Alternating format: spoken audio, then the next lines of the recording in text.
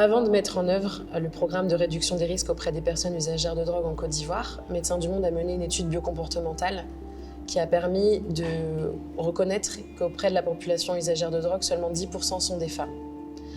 Pourtant, ces femmes sont surexposées à certaines maladies, notamment au VIH. Elles sont 3 fois plus contaminées que les hommes au VIH. Elles sont aussi surexposées à des violences, notamment sexuelles. Et il est important de comprendre qu'il y a un rapport de force inégalitaire entre les hommes et les femmes et les minorités de genre qui crée des discriminations et des violences, particulièrement à l'endroit des femmes et des minorités de genre. Les besoins spécifiques des femmes ont été, au cours de ces dernières années, de plus en plus mis au centre de nos différentes interventions.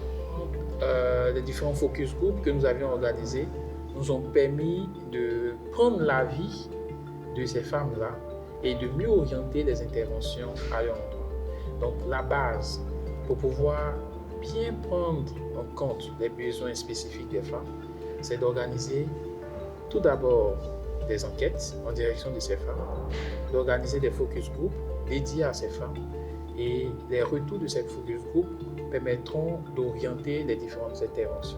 Mais justement, grâce à toutes ces activités que j'ai citées tout à l'heure, nous avons pris la mesure des besoins qui permettront à ces bénéficiaires d'être un peu plus à l'aise dans le projet. Ensemble, on sonne. Ensemble, on sonne. Clap one, clap two. Il faut dire non que dans la société, normalement, entendant qu'une femme même est usagère de drogue, on la traite de tous les noms. Hein. Voilà. Elles sont beaucoup marginalisées, discriminées, elles sont traitées de tout. Voilà, de voleuses, voire même de prostituées et autres. Voilà. Mais il faut dire non qu'avec les sensibilisations, avec les activités que nous menons avec elles ici, afin de leur donner de l'espoir et leur dire non qu'elles sont toutes comme toute personne et qu'elles ont des droits aussi.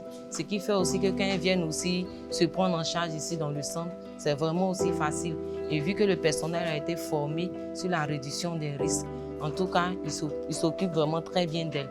Et vu non que nous aussi, nous avons aussi des femmes usagères de drogue mais qui sont enceintes, en tout, elles sont très bien reçues par les sages-femmes. Elles font leurs consultations jusqu'à l'accouchement.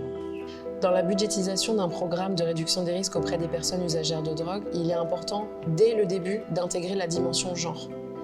C'est-à-dire d'intégrer des activités spécifiquement dédiées aux femmes, par exemple, donc des activités en lien avec les droits et la santé sexuelle et reproductive, en lien avec les violences, des activités de groupe de parole, par exemple.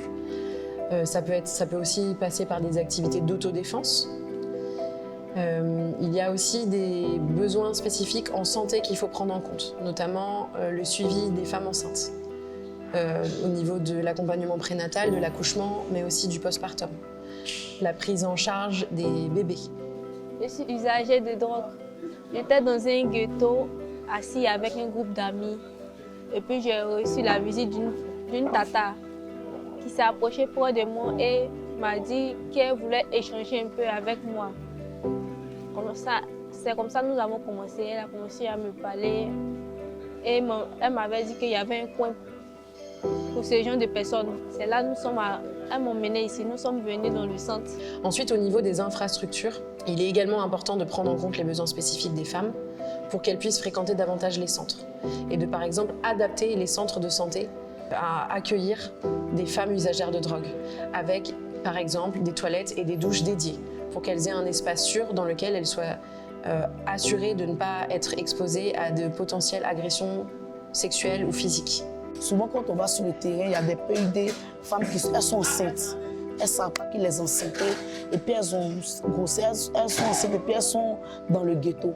Ces femmes-là, on va vers... Moi, personnellement, comme je suis femme, je vais vers ces dames-là, je cause avec elles pour demander est-ce qu'elles ont pris carnet, est-ce que le monsieur qui l'a enceinté s'occupe. Elles disent qu'il n'y a pas mari. Elles ne savent même pas qui l'a enceinté. Donc ces femmes-là, je les oriente vers le centre ici.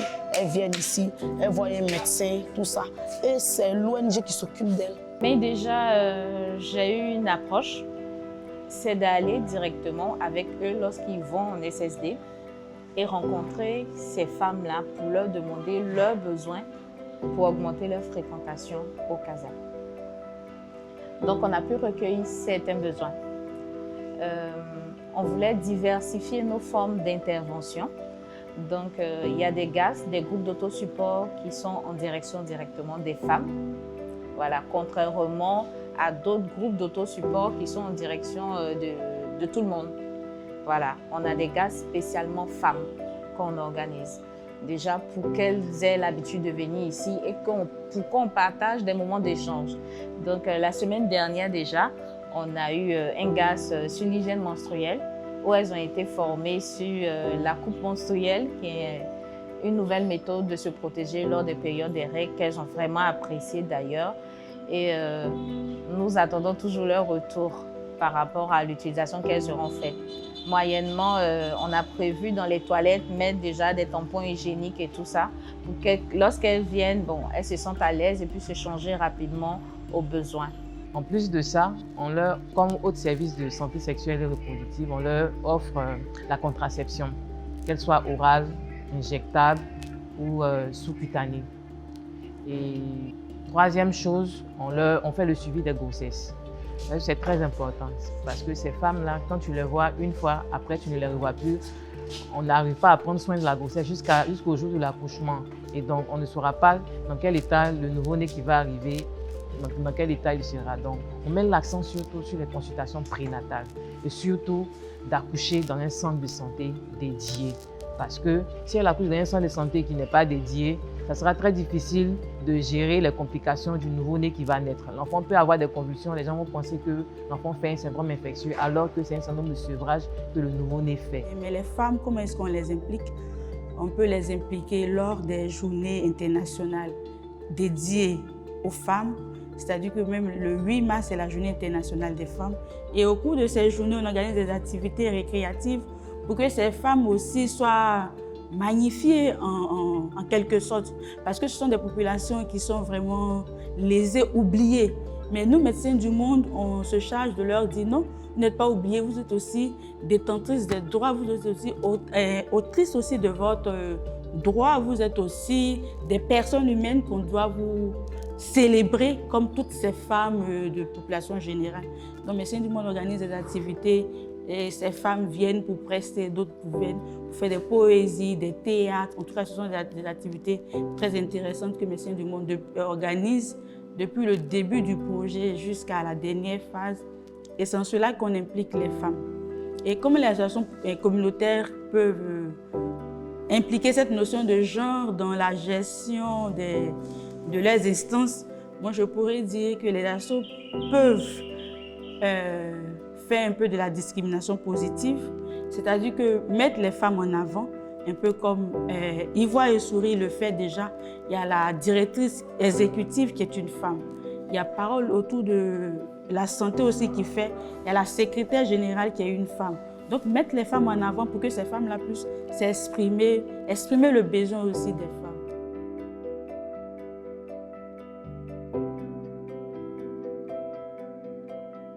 Je suis une personne transgenre, PUD, personne usagère de drogue. Mes besoins spécifiques, avec ma communauté, nous avons besoin de prise en charge médicale, de sensibilisation au niveau de la communauté.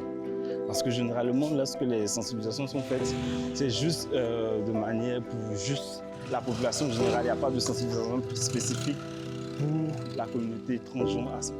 Parce que lorsque nous partons dans un centre de santé, nous sommes déjà d'abord, on nous regarde mal, le regard de la société, ce qui fait que généralement, nous les personnes trans, on ne va pas, on ne fréquente pas les centres de santé. Voilà. S'il y a une clinique spécifique pour des personnes LGBTQ à son peu ça va nous arranger. Lorsque tu arrives, quand tu dis que tu es un bobo et que lorsqu'il y a une consultation qui est faite, on voit que l'apparence est femme, mais lorsqu'on te déshabille, on voit que tu es un homme. Après, ça pose des problèmes. D'autres me refusent de te consulter. Même lorsque nous sommes violentés, quand on va à la police porter plainte, ils disent que mais, tu as cherché, tu l'as voulu. Voilà, tu es un homme et puis toi tu te dis que tu es femme, donc du coup, va gérer tes problèmes toi seul. Lorsque je suis avec le personnel de Médecins du monde à Prosam, et ce jour-là, nous sommes contents parce qu'on se dit, nous sommes en confiance parce qu'il n'y a rien, on sent que nous sommes en sécurité, on ne sera pas violenté ce jour-là.